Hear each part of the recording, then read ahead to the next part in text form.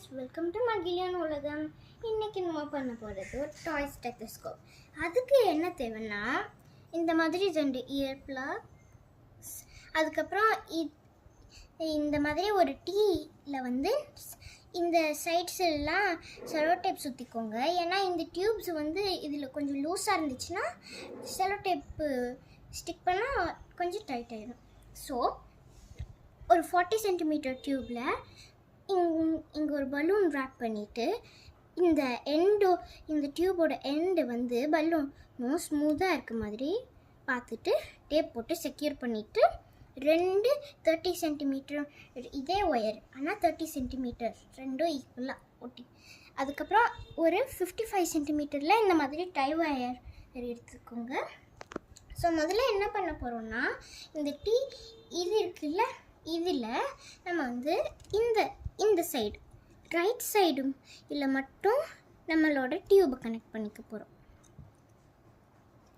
இப்போ நம்ம 30 centimetre tube மட்டும் 30 சென்டிமீட்டர் டியூப் மட்டும் சைட்ஸுக்கு எடுத்துக்கோங்க. கீழே 40 சென்டிமீட்டர் டியூப் மட்டும் யூஸ் பண்ணிக்கோங்க. இந்த டை வயரை யூவாக பெண்ட் பண்ணிக்கிட்டோம். இப்போ நம்ம இந்த டை வயரை இன்சர்ட் பண்ண போகிறோம் இதுக்குள்ளே, இந்த டியூப்குள்ளே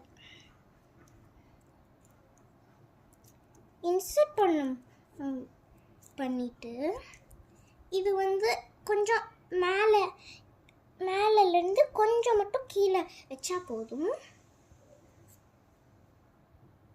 இப்போ ஆப்போசிட் சைடுக்கு நம்ம ஆப்போசிட் சைட் டியூபை டை வயர் மூலமாக நம்ம இன்சர்ட் பண்ணிக்கலாம்.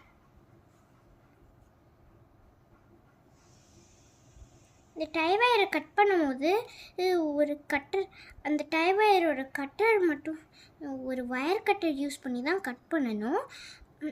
ஏதாச்சும் ஷார்ப் ஆப்ஜெக்ட் யூஸ் பண்ணும் போதெல்லாம் பேரண்டல் கைடன்ஸ் யூஸ் பண்ணிக்கோங்க. சரி, நாம் இன்சர்ட் பண்ணி முடிச்சாச்சு.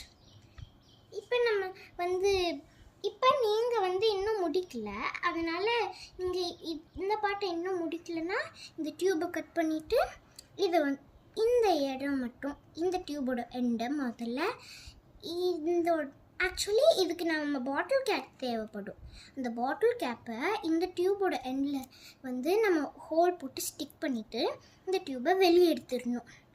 அது பாட்டில் கேப்போட சைஸுக்கு பர்ஃபெக்டாக இருக்க மாதிரி பண்ணிவிட்டு பலூனை இந்த மாதிரி எல்லா இடத்துலையும் செக்யூர் போட்டுட்டு இங்கே கடைசியாக நல்லா டேப் போட்டு செக்யூர் பண்ணிட்டிங்கன்னா அது முடிச்சோட்டி இங்கே இந்த டீ ஜாயிண்ட், இது பேர் டீ ஜாயிண்ட். ஸோ அதில் நீங்கள் செக்யூர் பண்ணிக்கலாம். இப்போ இயர் ப்ளக்ஸை இன்னும் ஈஸியாக்க இயர் ப்ளக்ஸை அப்சைட் டவுனாக திருப்பிக்கோங்க. இந்த மாதிரி பண்ணிவிட்டு உள்ளே விட்டுடலாம்.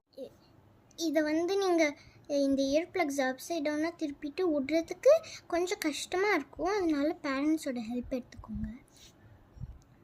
இயர் ப்ளக்ஸை விட்டப்புறம் நம்ம திரும்ப அப்படியே பண்ணிட்டோம்.